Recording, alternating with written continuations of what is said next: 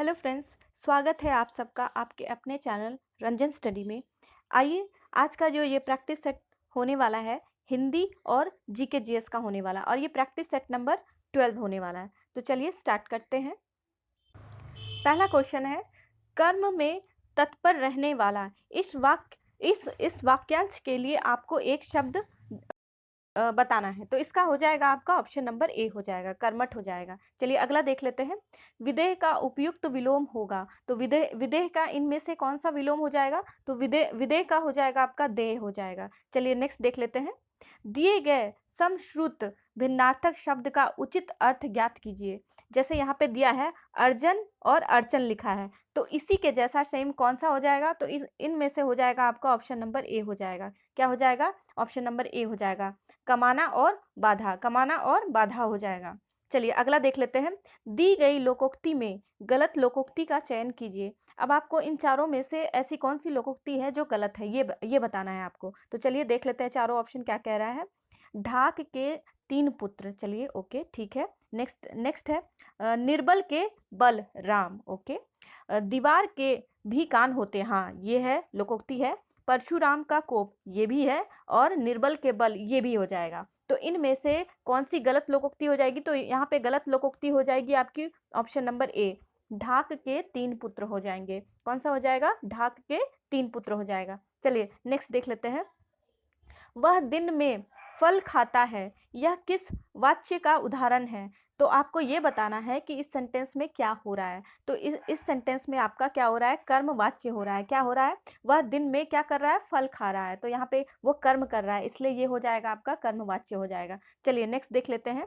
इनमें से कौन सी रचना सुमित्रा नंदन पंत की नहीं है? तो आपको यहाँ बताना है नहीं है। तो इनमें से कौन सी ऐसी रचना है जो सुमित्रा नंदन पंत की नहीं है? इसका हो जाएगा आपका ऑप्शन नंबर ए हो जाएगा, कुकुर मुत्ता हो जाएगा। ये सुमित्रा नंदन पंत की रचना नहीं है। बाकी जो दिया है यहाँ पे ग्राम्य और रजत शिखर और युगांत, ये सब इनकी रचना है। चलिए अगला देख लेते हैं।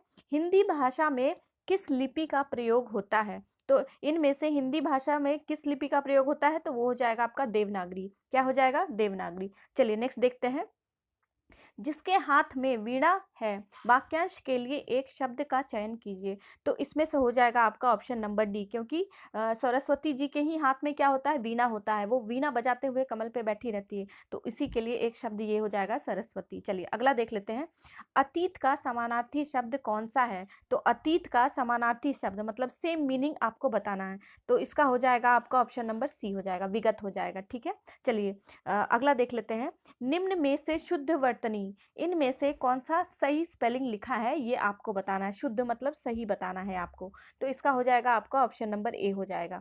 ललायित होता है, ललायित बिल्कुल नहीं होता है, ये गलत हो जाएगा आपका। ललायित ये भी नहीं होगा, लालायित ये भी नहीं होगा, ललायित होता है। ये ऑप्शन नंबर ए आपका सही हो जाएगा। इसका हो जाएगा आपका ऑप्शन नंबर ए हो जाएगा।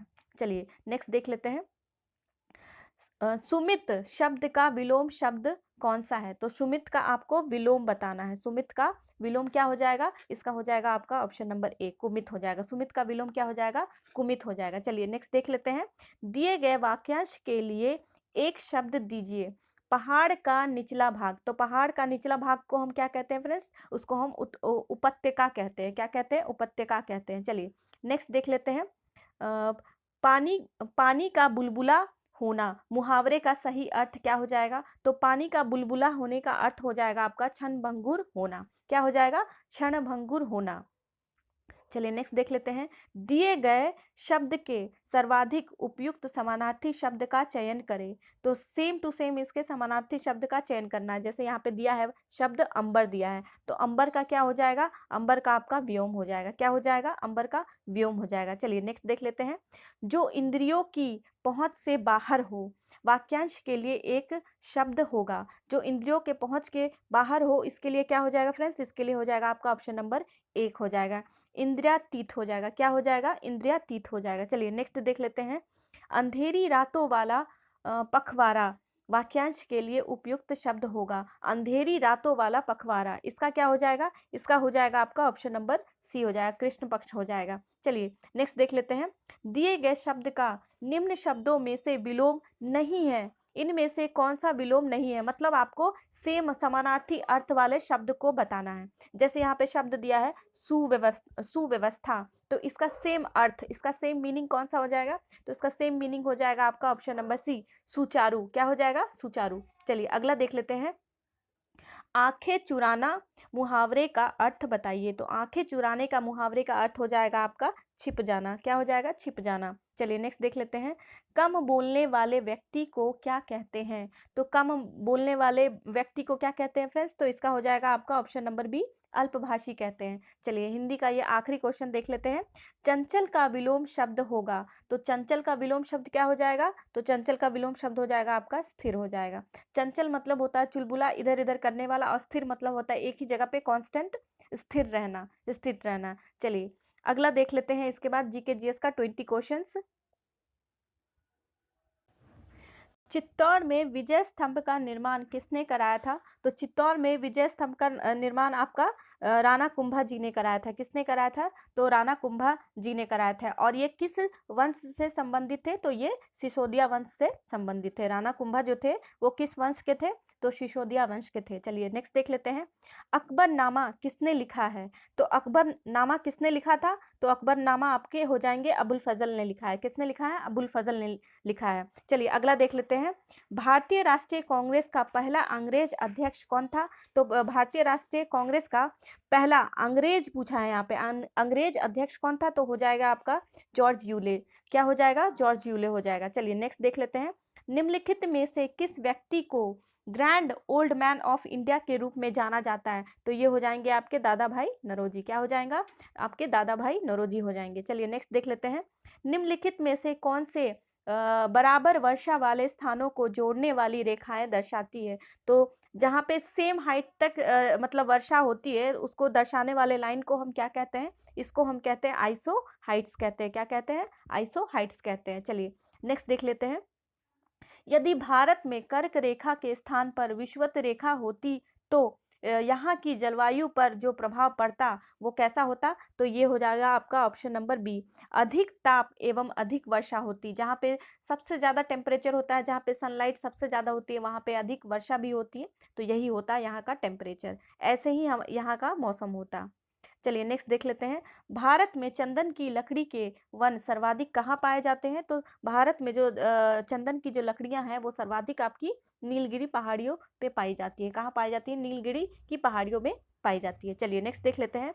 भारत की तट रेखा की कुल लंबाई लगभग कितनी है। तो यहाँ पे कुछ बताया नहीं है फ्रेंड्स कि आपकी सिर्फ भारत की जो दक्षिण बिंदु है वहां तक, या फिर पूरे भारत की। तो यहाँ पे हम पूरा भारत मान लेंगे, जिसमें कि अंडमान निकोबार और लक्षद्वीप ये सब आ जाएंगे। तो इसका ऑप्शन हो जाएगा ऑप्शन नंबर बी हो जाएगा 7516 किलोमीटर। क्या हो जाएगा, 7516 किलोमीटर। चलिए नेक्स्ट देख लेते हैं। एक नागरिक के मौलिक कर्तव्य में शामिल है। तो एक नागरिक के मौलिक कर्तव्य में क्या हो जाएगा शामिल, देख लेते हैं ऑप्शंस। संविधान, राष्ट्रीय ध्वज एवं राष्ट्रीय गीत के प्रति श्रद्धा। हाँ ये बिल्कुल सही है, ये होना चाहिए। नेक्स्ट है राष्ट्रपति के प्रति श्रद्धा। नहीं, ये बिल्कुल आपका गलत है, एकदम गलत दिया है। सरकार के प्रति श्रद्धा, ये भी गलत दिया है। तो इसका हो जाएगा आपका आंसर ए हो जाएगा। क्या हो जाएगा, ए हो जाएगा। चलिए नेक्स्ट देख लेते हैं। हमारे राष्ट्रीय ध्वज पर अंकित सत्यमेव जयते लिया गया है। तो सत्यमेव जयते कहाँ से लिया गया है, तो सत्यमेव जयते आपका मुंडको उपनिषद से लिया गया है। कहाँ से लिया गया है, मुंडको उपनिषद से लिया गया है। चलिए नेक्स्ट देख लेते हैं। भारतीय संविधान के अनुच्छेद 25 का संबंध आर्टिकल 25 का संबंध किससे है। तो ये आपका हो जाएगा धर्म से, धर्म की स्वतंत्रता से संबंधित है। आर्टिकल 25 जो है वो धर्म, रिलीजन से संबंधित है। चलिए नेक्स्ट देख लेते हैं। पेरिस ओलंपिक 2024 का आधिकारिक नारा क्या घोषित किया गया है। तो इसका हो जाएगा आपका ऑप्शन नंबर ए हो जाएगा, games wide open. Games wide open हो जाएगा, याद रखिएगा इसको आप लोग। चलिए नेक्स्ट देख लेते हैं।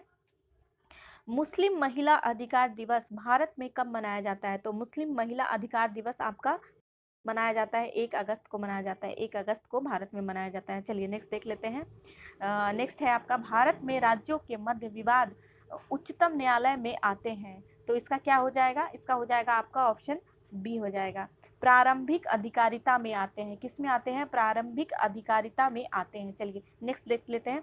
भारत का उच्चतम न्यायालय निम्नलिखित में से किसके निर्णय किसके निर्णय मानने से बाध्य हैं? तो किसके निर्णय मानने से बाध्य है, इसका हो जाएगा आपका ऑप्शन नंबर डी हो जाएगा, इनमें से किसी का भी नहीं। जैसे दिया है प्रिविल काउंसिल, ये भी नहीं होगा। भारत का फेडरल कोर्ट, ये भी नहीं होगा। भारत का उच्चतम न्यायालय, ये भी नहीं होगा। ये इसका हो जाएगा आपका इनमें से कोई भी नहीं। चलिए नेक्स्ट देख लेते हैं। नेक्स्ट क्वेश्चन कह रहा है परागकण डैश के द्वारा उत्पन्न किए जाते हैं। तो इसका हो जाएगा आपका ऑप्शन नंबर ए हो जाएगा, पराग कोश के द्वारा उत्पन्न किए जाते हैं। चलिए नेक्स्ट देख लेते हैं। अगला कह रहा है निम्न में से कौन सी उभयधर्मी ऑक्साइड कौन सी धातु उभयधर्मी ऑक्साइड का बना होता है? तो ये हो जाएगा आपका एल्यूमिनियम। क्या हो जाएगा? एल्यूमिनियम हो जाएगा। चलिए अगला देख लेते हैं। जब किसी वस्तु को एक अवतल दर्पण के अनंत पर रखा जाता है तो उसके प्रतिबिंब का निर्माण होता है। तो उसके प्रतिबिंब का निर्माण कहाँ होता है? तो वो फोकस पे हो जाएगा। कहाँ पे हो जाएगा? फोकस पे हो जाएगा। चलिए नेक्स्ट देख लेते हैं। अल्केन का सामान्य सूत्र है, तो अल्केन का फॉर्मूला क्या हो जाएगा? CnH2n+2 हो जाएगा। CnH2n+2 हो जाएगा। चलिए आज का ये आखिरी क्वेश्चन देख लेते हैं। एक चींटी के डंक में कौन सा अम्ल होता है? तो एक चींटी के डंक में हो जाएगा आपका कौन सा डंक हो जाएगा? तो एक चींटी के डंक में आपका मेथनोइक एसिड होता है, मेथनोइक अम्ल पाया जाता है। थैंक यू फ्रेंड्स, मिलते हैं अब नेक्स्ट वीडियो में।